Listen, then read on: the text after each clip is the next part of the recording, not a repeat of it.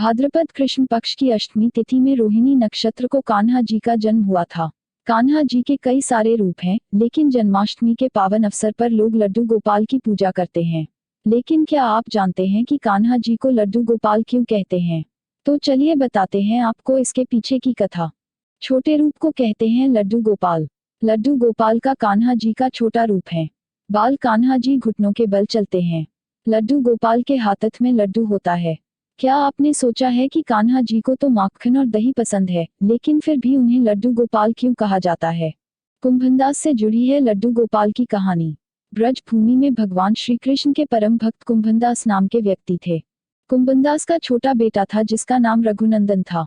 कुंभनदास श्री कृष्ण के बहुत बड़े भक्त थे। दिन रात वह श्री कृष्ण की पूजा करते थे, इसलिए वह अपना घर और मंदिर छोड़कर भी कहीं नहीं जाते थे। परंतु एक बार कुंभनदास को वृंदावन से भागवत कथा का निमंत्रण आया। इस निमंत्रण को वह मना नहीं कर पा रहे थे। बहुत समय तक सोचने के बाद उन्होंने जाने का मन बना लिया। अपने छोटे बेटे को वह पूजा पाठ की सारी जिम्मेदारी दे गए। उन्होंने बेटे को कहा कि शाम को श्री कृष्ण को भोग जरूर लगाना है। श्री कृष्ण ने धारण किया बाल स्वरूप। पिता के कथानुसार शाम को रघुनंदन ने पूरे विधि विधान के साथ पूजा की और प्रभु को थाली परोसी। लेकिन जब थाली परोसी तो सामने छोटा बच्चा था। रघुनंदन से सोचा कि भगवान स्वयं अपने हाथों से खाना खा लेंगे, परंतु ऐसा नहीं हुआ और वह जोर जोर से रोने लगा। उसे लगा कि कान्हा जी उससे नाराज हो गए हैं। उसके रोने की आवाज सुनकर श्री कृष्ण से रहा नहीं गया और बाल स्वरूप धारण करके वह रघुनंदन के सामने प्रकट हो गए। रघुनंदन भी उन्हें देखकर बहुत खुश हुआ और उन्हें प्रणाम करके भोग की थाली नीचे रख दी। घर लौटकर कुंभनदास को हुआ शक। रघुनंदन के द्वार परोसा गया सारा प्रसाद प्रभु ने खा लिया। इसके बाद वह उसे आशीर्वाद देकर अंतर्ध्यान हो गए।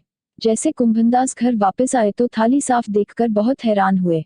उन्होंने सोचा कि शायद हो सकता है कि रघुनंदन को भूख लगी होगी तो उसने खाना खा लिया होगा, परंतु रोज यही होने लगा। कुंभनदास ने देखा कि रघुनंदन उनसे ज्यादा पूजा में दिलचस्पी ले रहा है। इसका सच जानने के लिए वह एक दिन मंदिर की दीवार के पीछे छिप गए थे। बेटे रघुनंदन ने पूजा करके परोसी भोग की थाली। शाम जैसे हुई रघुनंदन ने कान्हा जी की पूजा की और उन्हें भोग की थाली परोसी। जैसे उसने थाली परोसी भगवान श्री कृष्ण बालरूप में प्रकट हो गए।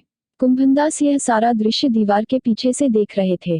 वो देखकर भाव से भर गए और कान्हा जी के चरणों में गिर गए। जिस वक्त कुंभनदास भगवान श्री कृष्ण के चरणों में गिरे, कान्हा जी के हाथ में लड्डू था। उसी रूप में श्री कृष्ण वहां जड़ गए। गोपाल तो श्री कृष्ण को कहते हैं, परंतु उनके हाथ में लड्डू था इसलिए उनका नाम लड्डू गोपाल पड़ गया। इसलिए जन्माष्टमी पर उनके मोहक रूप लड्डू गोपाल की पूजा की जाने लगी।